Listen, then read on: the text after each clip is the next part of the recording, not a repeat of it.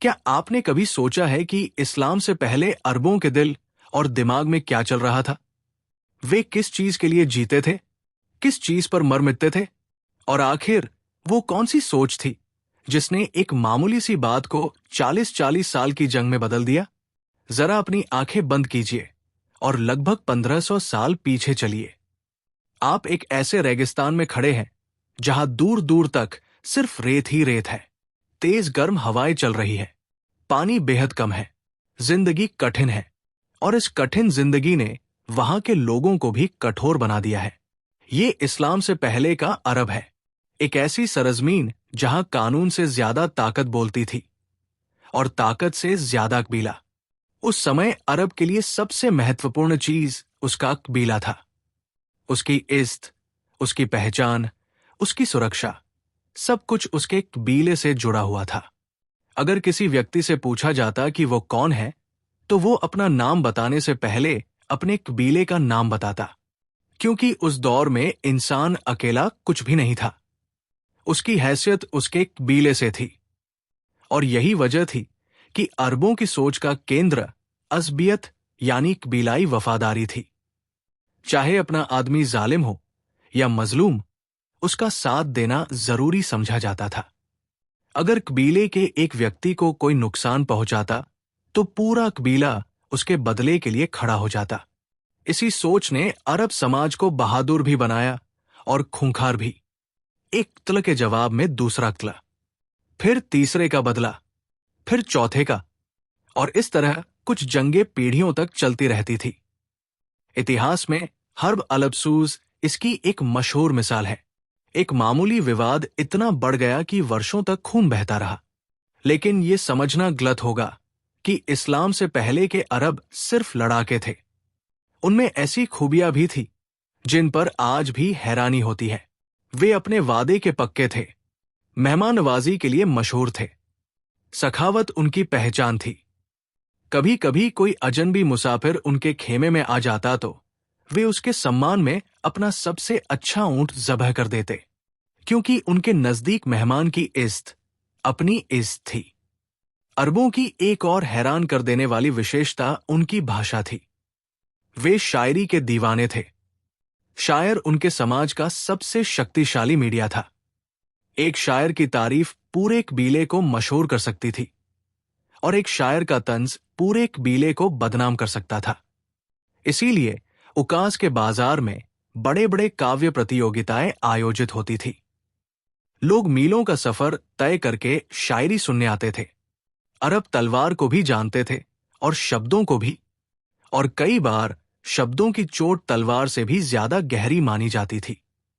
लेकिन इन सभी खूबियों के बावजूद उनके समाज में कई बड़ी समस्याएं भी थी। मूर्ति पूजा आम थी। सैकड़ों मूर्तियों की पूजा की जाती थी।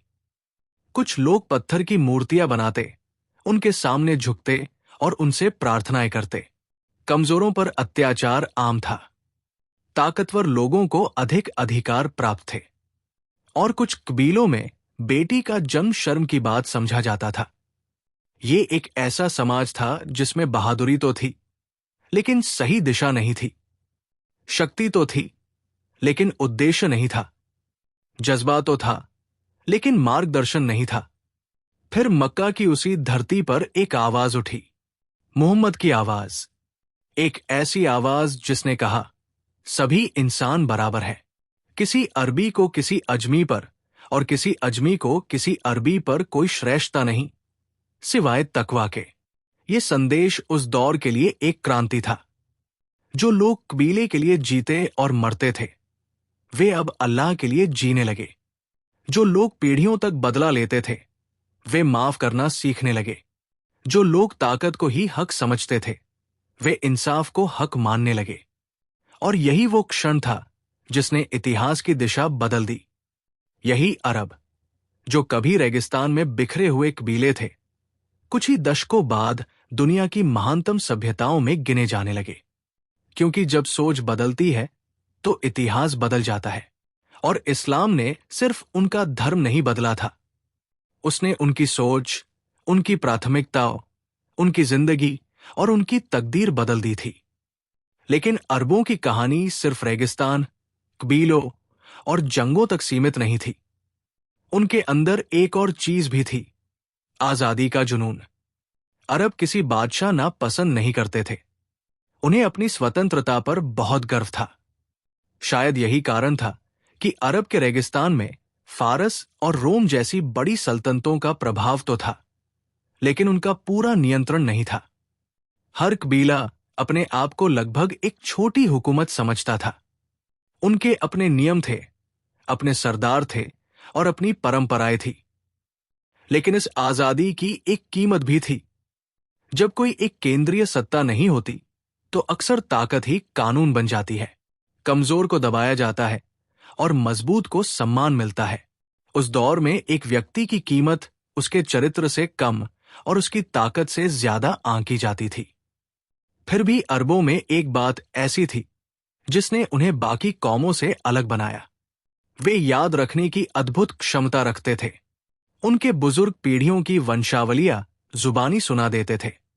उन्हें अपने बाप दादा, उनके कारनामे और अपने कबीले का इतिहास याद होता था।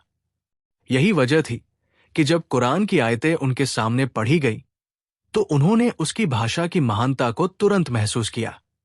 वे शब्दों की ताकत को समझते थे और यही शब्द आगे चलकर उनके दिलों को बदलने वाले थे। सोचिए, एक ऐसा समाज जो सदियों से कबीले के नाम पर जी रहा था, एक ऐसा समाज जो बदले को न्याय समझता था, एक ऐसा समाज जो अपनी परंपराओं को ही अंतिम सत्य मानता था। उसी समाज से ऐसे लोग निकले जिन्होंने दुनिया का नक्शा बदल दिया।